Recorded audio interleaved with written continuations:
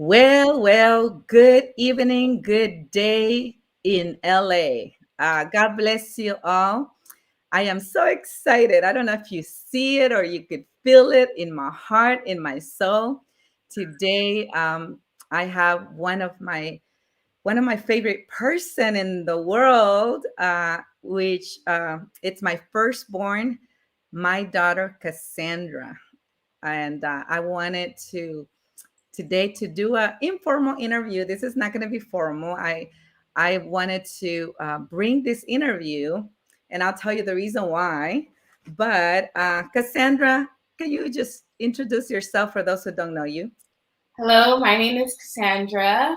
I work at Chapel of Change on the media team, and I also work as a teller at Chase. And I'm also a full time student. So that's kind of a breakdown of what I do and who I am. And so, yeah. Thank you, Cassandra. Well, let me tell you the reason why we decided to do this. When was it? Monday or Friday, right? Yes, I think it was towards the weekend. Okay. So, and the reason why we decided to do this was because recently I've been exposed to, manage and many young people, and not in the church. It's at my work, at my job, and because besides life insurance that I do that as a part time. I do have a part time at a company, and many of my employees are young people like Cassandra. They're in their 20s, 21, 22, 24.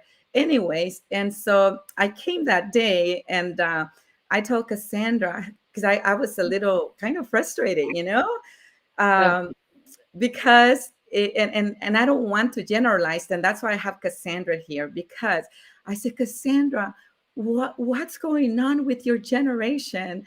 They're on the phone, and they get upset if I tell them not to be on the phone at work, and they get upset if they come late, and it's like, so someone said, Cassandra said, what is the consequences to being late, and these are not like 10-year-old. So Cassandra, that's the reason why I said, let me go ahead and learn a little bit from you. And you were about to tell me, right? And I said, hold on, I just want you to tell me. First of all, Cassandra, I thank you for agreeing to do this. You know that number one fear in California, do you know what that is? Public speaking. Yes, do media. What we're doing right now, people are afraid to do that because they don't want to fail, because it's scary when you do something live. What if you do you say something that it doesn't make sense? What, we worry about kind of being like full, right, in public. But that's what I love media, and that's what I love live. And I didn't want us to kind of rehearse, because I really admire you, Cassandra. And to those who are watching, I can't see. Anyways, I really admire you because since you were younger, you were so, very responsible. Mm. You have a brother who's BJ. How old is he? Ooh, I believe he's 20 now. 20 now. And Yeah. Rebecca, who is 19, right? 19. Mhm. And so, and since you were little, you were like very responsible, even with them. I remember that you used to make them lunch when you were at school. How was that working at that time? So I think you kind of let me be an adult in that sense and gave me a lot of responsibility as a kid. Um, and I always felt the need to take care of my brother and sister anyway. So for me, it kind of was something natural to do for me. And so I kind of stepped into that role at a young age. I don't want to say like a second mom, but in many aspects, I was sort of a mom in that sense, where I would get up in the morning, make everyone lunches, make sure everyone was prepared to go to school, and just make sure I took care of Yes. And I remember also that BJ will do it another week, right? BJ will do the them. sandwiches another week. I try to get them to take turns. From what I remember, I'm pretty sure it was the most of the responsibility fell on me at the end of the day. But yes, we did try to take turns as much as possible. So, and just so for those who are watching, Cassandra has, it's not because she's my daughter, but she's very responsible, to the point that one time she did call me out, and she said to me, that why don't I ask you how your day was, right? Or something like that. I remember that you pulled me to a room, and for the first time, because it was like a mother, you were such a responsible kid that I didn't have to be on top of you for your homework. I didn't have to get you up early in the morning. You would get up on your own. You would dress on your own since you were early. I remember 7 years old. You dress yourself Hmm. since you were young, and so anyhow, and so that is what I've had in mind for your generation, right? That everybody's like that, and so I've been so tell me so, and we're gonna go to why we're here. We're gonna get You gritty you here. you told me that you're not a millennial, and the millennial. What is a millennial, anyways? Millennial, I'm not sure quite what year it starts, but it's a certain generation. So I kind of fall at the cusp of being a millennial and a Gen Z. So I believe the new term is zillennial, if I'm not Millennial, mistaken. yes. So So even this, I didn't get it right, people. I call it millennial, but yes, it's from ages 23 to 38. That's the millennial. If you are in an age group of 23 years old, and you'll be 23 in just a few in a month, in in less than a less month, than a yes. month. So yeah, you could say you're Generation Z, right? Yeah, Uh, Generation Z, it's from whoever was born since 1997 to like 2012. So you were yeah, right in between them both, and that's why it's zillennial, right? So yeah. this is the generation. So Cassandra, help me out here. So what is the struggles that your generation faces right now, or in this age? I feel like that is a very broad question, and I think there's a lot of specific areas we could kind of get into. Um, I would say one of the biggest struggles that we're kind of facing right now is like building financial stability, accumulating wealth, um, and kind of leveling the playing field. So I think that's one of the hardest things for my generation right now, on top of facing so many other issues, um, as well as things that have affected other generations that have kind of trickled down to us. So and thank you for doing that.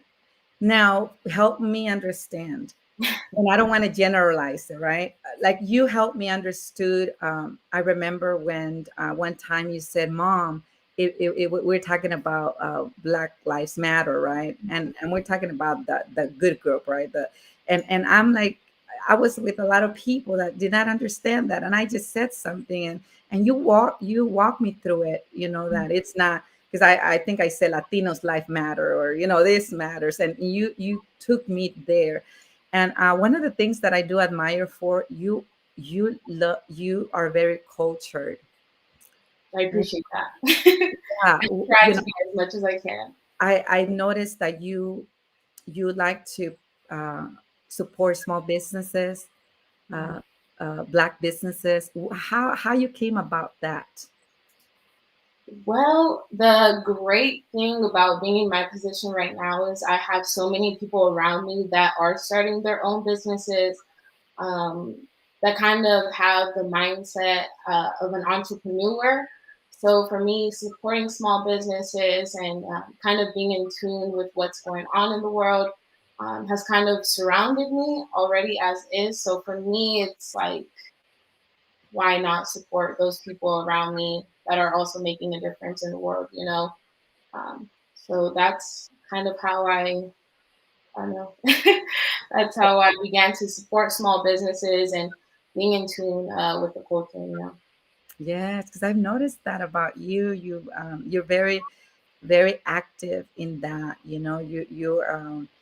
you do that, and I'm like, wow, Cassandra, my daughter, she's doing these things now.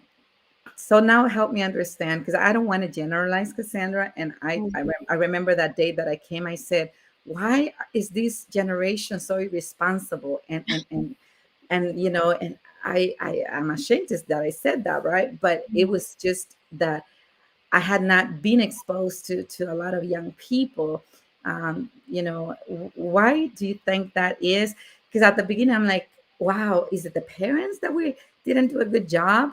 But then you're very responsible, and you're very organized, and Mhm. I'm not very organized. I'm a little messy, because your room is much better than my room. You keep things very neat. So it not necessarily, so help me understand, why do you think that is? Well, I think there's kind of been a shift of values from one generation to the next generation. As far as work, I think you have a whole range of different kinds of people, and the ways they approach work is very different as well. When you first approached me about the concept that my generation is very lazy, um, immediately I started to kind of think of some of the ways in which we may value work. And I think for a lot of our generation, for a lot of people in my generation, from what I've seen, is they don't really value that work, because I think they've seen other, possibly parents, family members that have been working these same jobs for so many years and yet have not accumulated any kind of wealth, right? They're stuck in like these minimum wage jobs and everybody's telling them to work hard, live the American dream, but yet we're not really seeing like the fruits of that labor. Um, and then as well as dealing with so many like um, inflation and whatnot, it's very hard for us to kind of accumulate that wealth on our own. I mean, when you think about my generation buying homes and accumulating wealth, that's really something that has been difficult for us to do. As well as like even education, for example, for a lot of people, although it has become more accessible financially, it's still very inaccessible. Um, and I don't think a lot of people are aware of the opportunities, have never been exposed to those kind of opportunities. Me, for example, a lot of the jobs that I'm hearing about now, I never even knew existed. So I think for a lot of people, being lazy, like for example at UPS, Those most are likely stems um, because of the fact that they know this job probably this company doesn't really value me or doesn't really value my work. I can be replaced instantly. I'm possibly a number to them. And this job is probably not going to get me anywhere to where I want to be. So it's uh, more of a careless attitude when approaching work. But obviously, you also have on the other side of that other people who value work and who value the process. For my generation, I'm starting to see a lot of people engage in entrepreneurship and learning more about building businesses, building brands, and whatnot. So I think you do have like a range of people that have a different mindset in approaching work. Wow, thank you. And we're going to delete that company name, okay? Oh, I'm sorry. That's all right. So you did mention about education. So what do you give me a little bit more information, or because I mean you started the university, right? And Mhm, so that's one other thing that I did admire from you, because you started the university in Hawaii, mhm. and then you came back to LA. What do you think the challenges it is for your generation? You mentioned a little bit about that, but what can you speak about that? So, from what I experienced, obviously, you and Dad did not go to university. I believe you graduated with your associates, but that was from community college. So, I don't think there was a lot of knowledge within our own family as to the way university works, how you pay for it, what that kind of looks like and entails.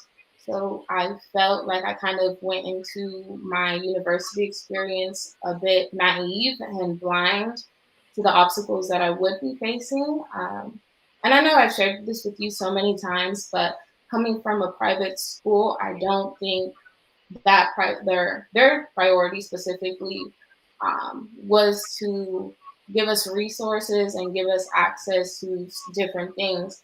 And I thought that was normal, right? Because I wasn't exposed to the public school system at that time. And then when Rebecca ended up going to a public school system, she was introduced to so many more resources and mentors and people that kind of helped her guide her along into her university and the path that she was going on. And it was almost like I was asking her, what was she doing? What were her resources in order to get myself back on track? So I think for a lot of people, we lack resources, we lack knowledge, um, and it's very difficult to get into those things and um, get the financial resources and other kinds of resources and knowing what's out there that's accessible for us as far as scholarships and free money that's out there. So I think um, having access to those things and having access to resources is super important for my generation now. And now that I look back, right, it's something that as a parent I should have know much more, right? Because I'm thinking of me, when I went to community college, my mom too, she didn't say go to college or go to school. I kind of figured it out. And when I got married, obviously I stopped going. When I got my BA, and when I was almost in my 30s, after many years. So I think Mhm. that for parents, that's something that we should not let the kids just go on their own, but try to at least introduce them to resources, right? Yes, I I think that's something where I should have I learned, right, a little bit, that I did not help you as much. I kind of left you on your own because you were paying for your school, kind of what BJ is doing, paying. Although he has scholarship, but he still pays a little bit. Rebecca, she's blessed, right? yes, we love Um, that for her. so having said that, Cassandra, also one of the things that the reason why I'm doing this is because there is parents my age, and there is your generation, and sometimes the communication is not the best because there's different mindsets Mhm. than our my generation. And since I admire you, and I like the way you handle yourself, I even ask you, to help me out to understand your generation. So I don't want to generalize that everybody's lazy, or that like you were talking about, that it depends, right? There is a generation of kids that they're very smart, and like you were saying, they feel stuck. I Yeah. love when you talk about a parent and the same job with no benefits, and they don't want that for their lives. They want something better, and they're just like, forget it. But Mhm. the other side, I look at them and I said, my goodness, if you would work, you have so much. The doors are so open, because the older generation are looking for people who do work. And I'm not talking about labor, but just to apply themselves, that they're uh, about being on time. Like I've noticed that that's so important, right? Mhm. um, is your generation important about being on time, and all that stuff? Ooh, I think it depends who you're speaking to. Obviously, my job requires that I'm punctual, so that's a priority for me. But I think it obviously depends on who you're speaking with, if that's a priority for them or not. Yes. So, and those are the things that employers or business owners are looking into. Someone who shows up, someone who has integrity, right? So one of the core values that I always share with young people, it's having personal integrity, right? Mhm. And being in. Actually, those are the values of the company that I have been working for. It's partnership, personal integrity. So, anyways, back to when you became 18, right? At that time, you had graduated. You were going to go to Hawaii.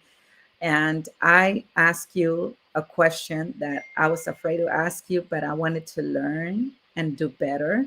And I remember I asked you, give me three things that I didn't do good as a mother, and give me three things that I did good as a mother. And Mhm. I knew that the answer I might not be so joyful about, but I think that that gave me an opportunity to grow from my mistakes. And I'd like for you to share at least one of them, one good and one bad. Give me the bad one first, and then you give me the good one. I think they kind of go hand in hand, and I'm sure you'll remember once I say it. I guess we'll start with the bad.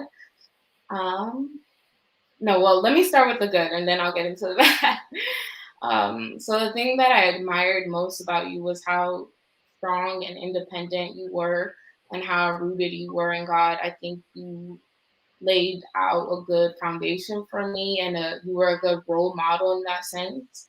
And I think that's how I've inherited so many traits that I have today. And I think I've learned to also appreciate that as I've gotten older. But then also with that, because you were so dedicated to the ministry, you were so dedicated to your work. When I was younger, I did feel like it was more of a priority than your than me, you know. So, but I think as I've gotten older, I've learned to have um, more respect, and how do I say this? Um, I just learned to see it from your perspective, which has helped me so much now when I can kind of see the fruits of what you are doing in ministry and how they come into fruition now. So that's kind of the good and the bad side of you being a strong, independent, dedicated woman, you know. And that helped me when Rebecca, your sister was obviously a few years younger than you, allow me to be more intentional about her and about BJ as well. And Yeah. so that's the reason why I asked you that as you were going off to college, to let Yeah. me know, and instead of just waiting until let's see what happened, right? So what And would I you will say, I have learned that, or from what seeing what you have done, how difficult it is to be a mother, a present mother, and to also like have your career in check, and how those two kind of go together. I realize how incredibly difficult that is for a lot of women to kind of play both roles, you know. Yes, and I remember that obviously I was in banking many years, and I there's times where I would just in my lunch hour go to like a game for you, because for me I felt sometimes even bad or guilty because I work full time, and Mm-hmm. you were little, and I would say, oh my gosh, what a blessing for those women who stay home with their children, and so it's a very challenging for mothers who work, Yeah. so what would you say to the mothers who work and they're feeling like that. They feel like they're not good mothers because they're not with their children at home. But at the same time, they have to work because they have to provide. What would Mhm. you say to those mothers? I would probably say the key would be to have intentional quality time. I think when you set aside like activities for your kids to do where they know my mom's thinking of me, and like for us as an example, in the summers, you would take a week off, or have certain weekends in our summer where you would lay out different things for us to do. And we'd go to different museums, parks, hiking, and those are kind of things that let me know, like, hey, my mom is present and she wants to spend time with me. So I think it's being very intentional with the time that you do have with your children. Thank you. Another question I have for you: how did you deal with the crisis that we went through as a family? Because you were a teenager at that time, and they said that when teenagers go through crisis, as we did, me as you as your parents, that we went through the financial crisis, which eventually we lost our home, and we lost another home, and we lost another Mhm. home. And how did you deal with that? How is it that you didn't go crazy, or you didn't go to drugs, or you didn't go to alcohol? How did you manage that? I think what helped me through that time was kind of knowing who God was in my life, um, and my foundation in Him, you know. So I think that really helped me kind of have a different perspective when this did happen, and, and kind of see that, hey, whatever happens, God is going to use this, and our testimony will only be that much more powerful at the end of this, you know. Um, so I think that's how I kind of managed to get through that. I think I just trusted God, and you know, as a teenager, I guess it would have been pretty easy to go a different direction. But I think you guys did a great job in raising us and knowing who we serve and knowing who God is in our lives. And no matter what life brings our way, you know, God holds us. And so I think that's what definitely helped me get through those times, and also realizing um, that I had you guys as family and cherishing those moments that I did have with you. And I think, and even when we lost our home in the fire or whatever, or when we lost our first home and we had to move in with the ROC, um, I think a lot of people would say that's such a horrible situation to be in. But honestly, I love being around family so much. So for me, that was a blessing, you know, to be around my tia and Stephanie and Kayla, and to be around my family constantly.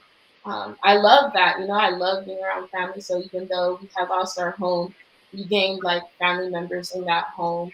And um, we I grew know a because you're very relationship. close to Stephanie, right? Yes, and I ended up being one of her bridesmaids this past year.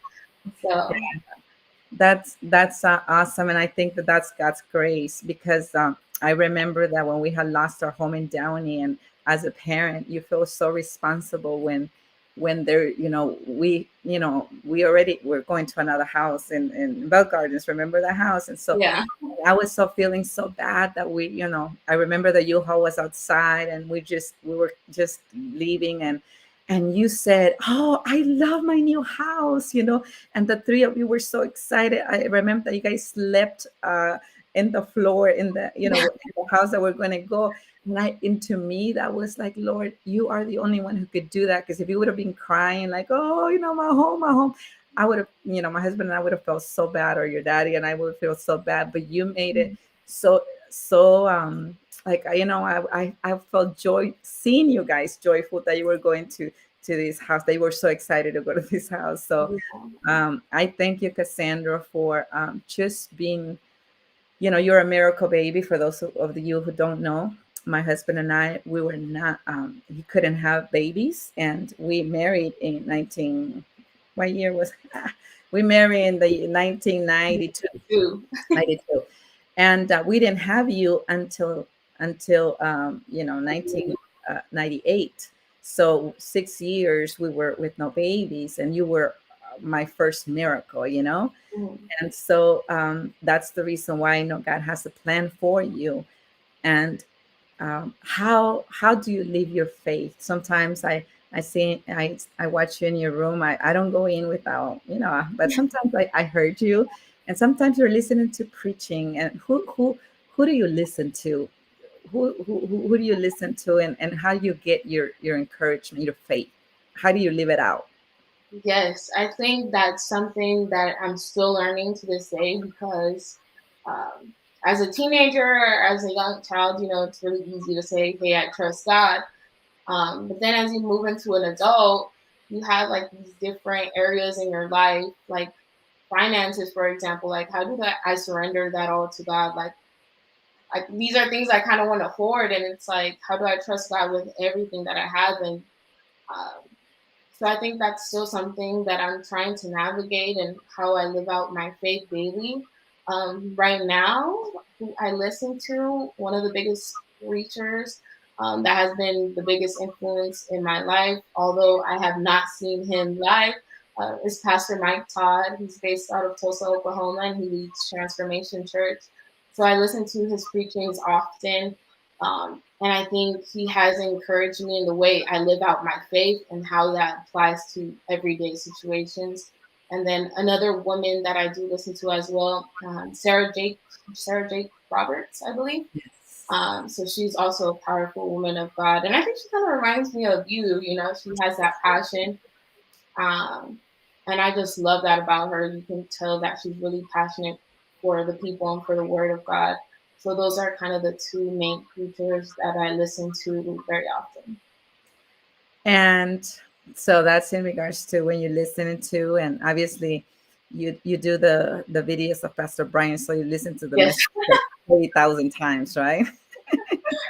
yes, I hear him all the time and that you're listening to, but you're doing the video. yes. So you know his sermons back and forth. Now, in regards to music, what do you know, who do you listen that encourages your soul? For as far as Christian music, when I listen to hip hop, it's typically like Lecrae, Andy Mineo, Gabi. And then when I do listen to worship, um, Maverick City music, I believe um, they've gotten more popular. So that there's a worship team that I listen to very often as well when I'm like engaging in worship, as well as some of the older classics, Kirk Franklin, Israel Houghton, all those guys. So Yeah, you're like a old soul sometimes, you know, because you like that classic, that music. Now, in regards to discipline, mhm, I admire your discipline in the sense that, like you said, you go to school, you're full time in school, mhm, right? You're paying your own school too, right? mhm, Um, and that, I think that's the difference, right? Some parents, they pay their school. We couldn't, you know, pay you guys' school. It was God who allowed for some scholarships, some help, but you guys pay your school as well. So you go to school full time. You almost work full time because it's like 32 hours, right? mhm. um, more of that, and obviously you work in the ministry in the church. How do you handle and you still have a social life? Because I see that sometimes you go out with your friend Amber, you know. And so how do you handle that, um, you know, and not going with anxiety or not going with so much stress? Yeah, definitely. I think it's can be super easy to get overwhelmed with the amount of responsibilities that I do have. Practically, what I do is I write every single thing down. That has helped me enormously. So I schedule my time, block out time to when I want to get specific things done. And I believe I've tried to really hone down on my discipline, um, because I've learned, you know, if I want God to take me certain places, my discipline has to be at par with those places. You know, I cannot expect to be lazy or be wasteful with my time, and then also expect God to elevate me or, you know, so in that sense, I think having that in the back of my head, okay, I want to grow in my relationship with God and I want Him to use me. And in order for Him to use me, I have to be disciplined with my time, and I have to start laying that foundation down at an early age, you know, and I got to get that taken care of. Wow. I just so admire that, because even if I invite you to dinner, if you have your plan already, you know, you said, I'm sorry, mom, we'll go next time, or you know, you're not mean about it, but you have that discipline, and I admire you for that.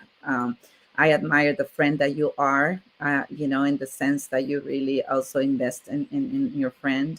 And like the Bible says, right, to have friends is to be a friend to others. And so now I want to say to the people who are listening to us, you know, Cassandra, we have some people listening. Praise the Lord, we're not by ourselves here. Um, Even if you were, I think this would have been a great conversation. yeah.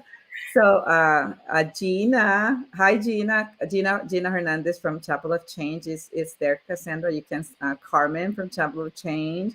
Daddy is watching. Hi, Dad. Yeah, If you have questions for what is it called, Millennial? Zillennial, yes. Yeah. If you have a question for her, or as a mother, you want to ask her a question that she could answer as a daughter, you're welcome to go ahead and post your questions here, and I'll read it to her. Um, oh, Alicia. Alicia says, I'm in your group, Cassandra. That's Nadia's friend. Uh, Okay. and Alejandra, cousin, it's watching from El Salvador, and your tia Raquel is watching. Elizabeth, she's the director of Carson's Children's Ministry. She's watching. Alda, brother Tres' wife. I have my Facebook pulled up. What? Ah, you do have it there. Oh, okay. So you're a smarty. See, you're good at this media thing. So we're gonna to finish it up today, and because next time I'm gonna have Rebecca, and then I'm gonna have BJ to talk about different things. Um, I want to ask you a question in regards to relationship. I see Mhm. books that you have been reading, like Mr. Right, and Not uh, me. what is it called? Relationship goals. There's a book that it talks about relationship books, anyways. So, what do you think about relationships at your age? Define relationships. Are we talking Uh, romantic relationships? Romantic relationships. Ooh, luckily that has not been a huge temptation for me as of now. This year specifically, I kind of dedicated my year, knowing that we were still in the midst of a pandemic, that I would kind of dedicate this year to God, and that all my time and effort would not be towards relationships in that sense, but rather focusing on my relationship with God, so that when the time does come, I'm ready and prepared and equipped as much as I can be. Um, but as far as my thoughts for romantic relationships, Do you uh, think younger girls should have boyfriends at the age of 12, oh, 15? at 12 and at 15, I think I kind of thought as love as like what we see in movies, very romantic. But now, as I've gotten older, I've definitely realized the work that goes into maintaining a relationship, and especially in marriage. Um, I personally wouldn't recommend being in a relationship at that young of an age. I think it's super important when you're at that age, um, to really invest in yourself. And as a young girl, I think it's helped me so much that I was able to invest time with my friendships and just be able to be friends with guys and friends with girls, without going into that as like I want to develop a romantic relationship with them. And so from that, I was able to build like solid friendships in a lifetime, friends, and then as well as getting to know myself, because through those years, you're learning more about yourself, you're going through physical changes. Um, so I think it's super important just to invest in yourself, in your family, and your friendships. Plus, your mother was praying not to meet anybody until you were a senior in college. Yes, so it's looking like you might be right. And then I would anyway, so and then I've been praying for your husband since you were born. So I'm sure God is raising him somewhere. Elizabeth from Carson, Elizabeth Hernandez says, "Hi Cassandra, you have so many temptations around you in college and so many worldly distractions. How are you able to turn these things down?" Ooh, that's still something, I don't want to say I struggle with, but that's something I definitely encountered like my early years of college. You had drinking, you had sex, you had all these things kind of attacking you all at once. For me, the way in which I kind of stayed away from that, and resisted that, was just turning my time to something else. So for me, when I was in college, I did have two jobs at one point, at least my early years of college. So that was something like I was at work, so I could not turn to anything else. Um, Also, being super involved at church. When you're at church constantly, it's really hard to make time for those temptations. So that's kind of been a more practical way that I've navigated those temptations. Excellent. And there's another question too. how are you able to share your faith, or are you able to share your faith with others at your school? And do you ever get discouraged by non-believers? You know, for me, interacting with non-believers is just something that's part of my daily life. And for me, I actually find it more interesting to come in or to have these conversations with non-believers, because I think you get a better sense of what their obstacles or challenges are when it does come to faith. Um, so when, at least for me as of right now, the way that I'm able to share my faith is basically living it out and having others see it. When I'm at work, for example, people ask me my plans. I kind of share with them, oh, I'm going to be at church. So those things kind of come up naturally. And from there, you know, you can kind of make a conversation. And I do notice that some people become more curious um, as to like what your faith looks like, you know, what you do. So for me, I think I like being in contact with non-believers, because then, you know, when they're telling me these things, like, um, as far as why they don't believe, I can get a better understanding of, hey, this is what the world needs. You know, this is what I'm seeing. This is kind of what we're lacking in our generation. So, how do we as a church, as individuals, kind of combat those challenges that they have in their minds? You know? Excellent. Thank you. Thank you. She says that she's encouraged by your answers. Also, can you say hello a la abuela María en español? Dale unos saludos a la Hola, abuela. hola. Um, so that is what I wanted to just share with everyone that has joined us today, in the mind of the Millennial. I know Selenium, it's a bit of a difficult word to say. Selenium. And Cassandra, I could not be more proud of you. I am so proud of you, honey.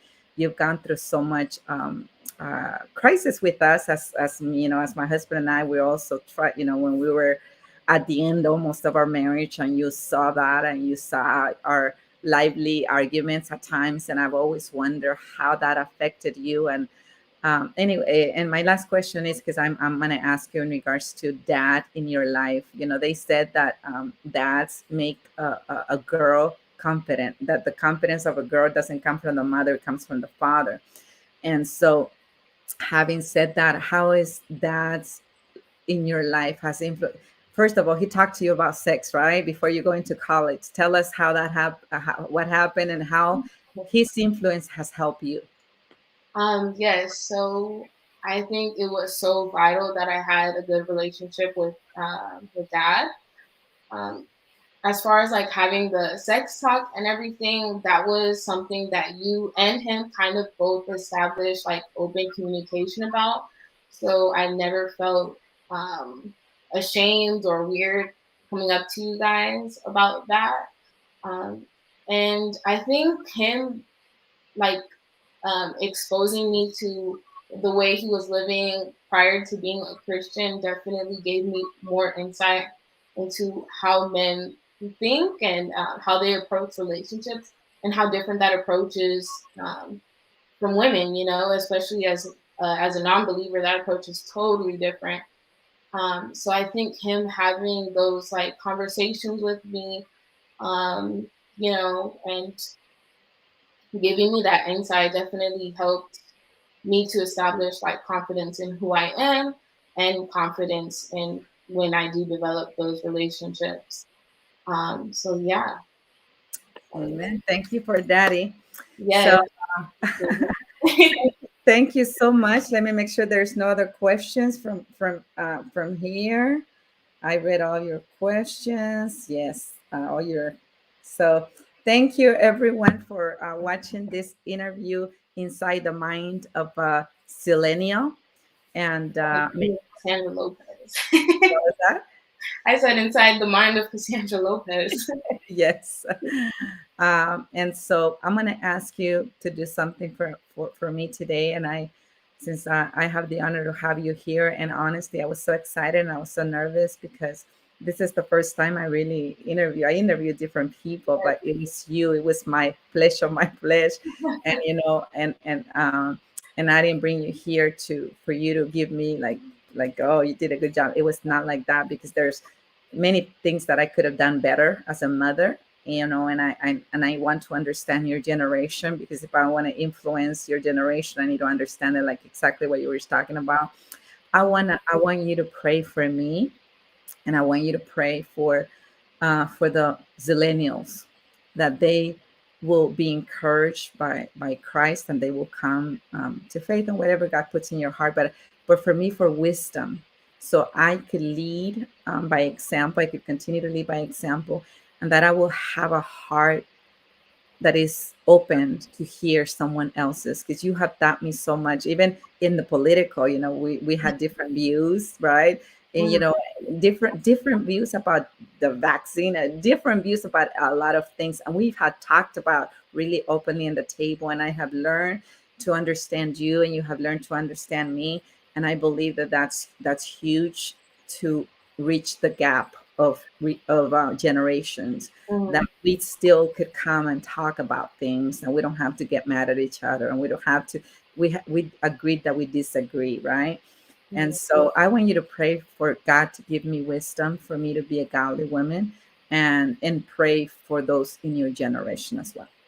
Oh goodness, you kind of put me on the spot here. I was not expecting a whole prayer session after you just came from one. Yes, okay. Let's pray then. Dear Lord, I just thank you for gathering us here today, Lord, and I thank you for allowing us to have this conversation, Lord. Lord, I pray for my mother, Lord, that you would continue to use her, Lord, that she would continue to be a vessel for your kingdom, God, Lord. I just pray that you give her wisdom, knowledge, and understanding, Lord. Um, that you would just guide her in all her endeavors, Lord, whether it be at her job or in ministry, God, that you would continue to use her in your kingdom, God. And I just pray that you continue to establish that openness, Lord, and that she would come to the understanding and knowing of different cultures, of different people, Lord, and that you would just give her that wisdom, God. Lord, I also pray right now for my generation, Lord. God, you know we are facing so many different obstacles, Lord, and I just pray that you continue to use me and other leaders, Lord, in the church to reach out to my hurting generation, God, and I just pray that you would pour out your love, God, and your grace, and Lord, continue just to embrace us in your arms, Lord, and more young people just would come to know you, Lord, and come to develop a relationship with you and just understand how beautiful you are, God, as a Savior, as a Father, Lord, that we may know you to the fullest level, Lord. So I just pray this in your name. Amen. Amen. Well, thank you, honey. Thank you so much to my daughter, Cassandra Jacqueline Lopez. And we'll see you next time. Next time, I think it's going to be Rebecca. We're going to talk about college, those things that you were talking about. The parents would never really prepare our children to do that. And Yes. the experience that college brings and all that stuff. And then, BJ, we're going to talk about other stuff. So stay tuned. These are the generation of leaders that are coming, that God will use before He's coming. So God bless you, Cassandra. God bless you, babe. I love you, honey. And may God continue to give you wisdom to lead your life in His Thank way. you. Thank Amen. you. And thank you for all of you who are watching us. I appreciate you. Stay with us. Thank you, thank you, thank you, and we'll see you. We'll see you soon somewhere. God bless you. See you at And church. see you at church. All right. And actually, it's in YouTube too. If you have friends who don't have Facebook, it's in YouTube, and you could share this conversation. I believe that you're going to be encouraged by this young lady. God bless you, hon. God bless you, everybody.